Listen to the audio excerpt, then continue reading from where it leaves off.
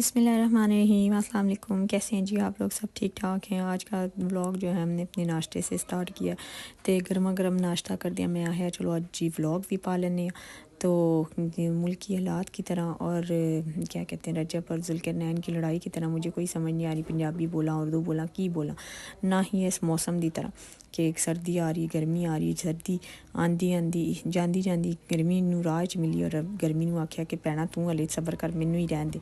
मैं एक दफ़ा ना जैकटें शैकटें सारा कुछ धो के कंबल वगैरह धो के संभाल दिए, लेकिन फिर एक दफ़ा सर्दी आने के बाद अब मेरे हस्बैंड और मेरे बेटे ने कहा कि भाई मामा आप ना निकाल दें जैकटें वगैरह, क्योंकि हम बाइक पे जाते हैं तो बाइक पे सर्दी लगती है तो फिर उन्होंने जैकटें दोबारा कट दी हैं। इस हस्ते हुण मैनू फिर एक बारी दोबारा धोनियां पैन गया। मैनू वही टेंशन है, हाले तक मैं सर्दियों के कपड़े नहीं कड्डे गर्मियां ते मतलब गर्मियां के कपड़े नहीं कड्डे। मैं खद्दर पा के फेरी हैं, बच्चे भी खद्दर पा रहे और बाहर जाओ तो गर्मी लग रही है।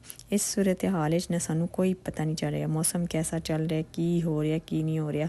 तो मुल्की हालात का भी यही हाल है और जुल्करनैन और रजब भट्ट की लड़ाई का भी यही हाल है। रजब भट्ट की नहीं है, जुल्करनैन ने अपना इनू जेड़ा सारे लोगों के सामने की कहते हैं वो किया है ਉਹਦਾ ਭਾਂਡਾ फोड़ दिता है कि इंज किया इंज ਜਿਹੜਾ ना कम ਜ਼ਰਫ ਲੋਕਾਂ ਦੀ ਨਿਸ਼ਾਨੀ ਹੁੰਦੀ ਕਿ ਤੁਸੀਂ ਕਿਸੇ ਦੇ ਨਾਲ ਨੇਕੀ ਲਾ ਰਹੇ ਹੋ ਤੇ ਤੁਸੀਂ ਉਹਨੂੰ ਸਾਰਿਆਂ ਸਾਹਮਣੇ ਰੁਸਵਾ ਕਰ ਰਹੇ ਹੋ। ਠੀਕ ਹੈ, ਉਹਨੇ ਚਵਲਾ ਮਾਰੀਆਂ ਨੇ। ਪੜ੍ਹਾ ਲਿਖਾ ਜਿਹੜਾ ਹੈ ਨਾ ਉਹਦਾ ਹੋਰ ਸਿਸਟਮ ਹੁੰਦਾ ਹੈ। ਇੱਕ ਅਨਪੜ੍ਹ ਔਰ ਜਾਹਿਲ ਸ਼ਖਸ ਜਿਹੜਾ ਹੁੰਦਾ ਨਾ ਉਹ ਆਪਣੇ ਆਪ ਨੂੰ ਬਸ ਆਦਾ ਮੈਂ ਹੀ ਸਾਰਾ ਕੁਛ ਹਾਂ। ਤੇ ਰਜਬ ਦੇ ਲਹਿਜੇ ਚੋਂ ਸਾਰਾ ਕੁਛ ਨਜ਼ਰ ਆਉਂਦਾ ਹੈ ਕਿ ਬਈ ਘੱਟ ਪੜ੍ਹਾ ਲਿਖਾ, ਫਿਰ ਉਹਨੂੰ ਸਮਝ ਨਹੀਂ ਆਉਂਦੀ कि मैं बोलना की है मैं आखना की है। तो जुल्करनैन ना बहुत गलत किया है, मतलब कि लोगों के सामने रुसवा कर किया कि मतलब ऐसी इंज किया है जो भी किया तुसी किया तो ठीक है। तुसी उदों नहीं दसिया तो हुण भी तुहाडा काम नहीं सी बनना दसना कि असी इंज किया, क्योंकि अल्लाह की रज़ा वास्ते किया होना। या अगर तुसी दसना ही सी तो फिर उदों लोगों को दसदा कि असी इंज की शादी में ये हेल्प की वो हेल्प की। हुण छोटे बच्चों की तरह जिवें छोटे बच्चे लड़ते हैं ना चीज़ां तो इंज ही ये दोवें लड़ रहे हैं, कोई समझ नहीं आ रही। तो इस वास्ते जे तुसी एक सोशल मीडिया यूज़ कर रहे हो उत्थे तुहाडा एक नाम है, फिर तुसी चवला मार रहे हो तो इंज की गल नहीं होनी चाहिए। तो अपने आप नूं वड्डा बनाना चाहिए, वड्डा करना चाहिए, क्योंकि ये एक बहुत वड्डा प्लेटफॉर्म है सोशल मीडिया का। तो इत्थे हर तरह का बंदा हर कैटागरी का बंदा भी आंदा है, हर तरफ तुहाडी वीडियो वेखी जाती है। बहुत मशहूर हो, अल्लाह ताला ने इज्जत भी दी, लेकिन तुसी हुण वही ना चवल मार के ना इज्जत अपनी गवा रहे हो। तो अज का काम जिहड़ा असी घर की रूटीन सारे दिन की तुहानूं विखांगे। जुम्मे का दिन सी, जुम्मे च बरकत माशाअल्लाह दरूदे पाक पढ़ी दा और नमाज़ पढ़ के यासीन पढ़ी दी है। बस मैं बिस्तर शिस्तर चुक के सफाइयां करके फिर ना घर की रूटीन जी वो कम्मां दी रूटीन वापस आ गई। लेकिन एक ना समझ नहीं आ रही माशाअल्लाह रमज़ान दी इन्नियां बरकतां सन ते की बंदा करे तो की ना करे। हाँ एक टाइम हैंडी बना ले तो 2 टाइम खाधी जाती है। तो बस मैं अज वही तुहानूं अपनी घर की पूरी रूटीन विखांगी। और यह वाले कर्टन जिहड़े सन मेरे पर दूसरी साइड वाले कमरे ते लगे सन तो इत्थे मैं चादरां सोफे ते डाईयां सन तो सोफा वो ना स्लिप हो जांदियां सन और ये मतलब कि है इहदे उत्ते सोफे ते बैठ जाओ तो एक ही जगह च ना मतलब कि हटदे नहीं है। इन्हां नूं सारिआं नूं मैं वॉश किया चंगी तरह, राती मिठा सोडा और सर्फ पा के मैं भिगो दिता सी। इन्नी को सही ना मैल निकली ना चूँ, तकरीबन साल तो हो गया सी इन्हां नूं लगियां, धोते नहीं सन। तो फिर मैं है चलो जी धो लेने बच्चे आते नहीं मामा ऐसे ही सोफे पे डाल दे। मैं ना तोबा कर दो, मैं तो उत्ते बह ही नहीं सकती।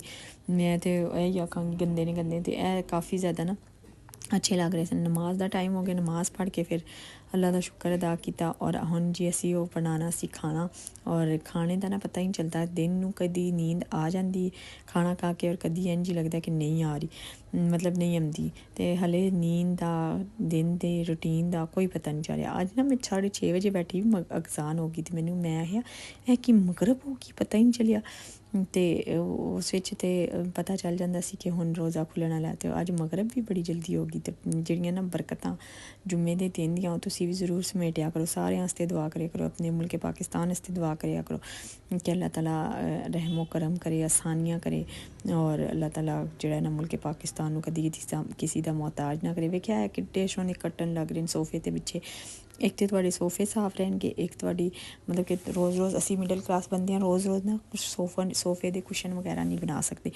तो इस वास्ते मैनू अक्सर लोग पुछते हैं तुसीं सोफियां दे कपड़े क्यों दिते नहीं। मैं बई इस वास्ते कि गंदे ना होन, गंदे हो जाएंगे तो फिर मैं साफ़ किंज करांगी, इन्हां नूं धोना भी अजाब है, तो आप तो नहीं सकते, बाहरों बंदा बुलाना पैंदा। इस वास्ते ना सानूं उत्थे चादरां देनियां पैंदियां ने। ते अज असी बना रहे सां जी चिकन और करेले।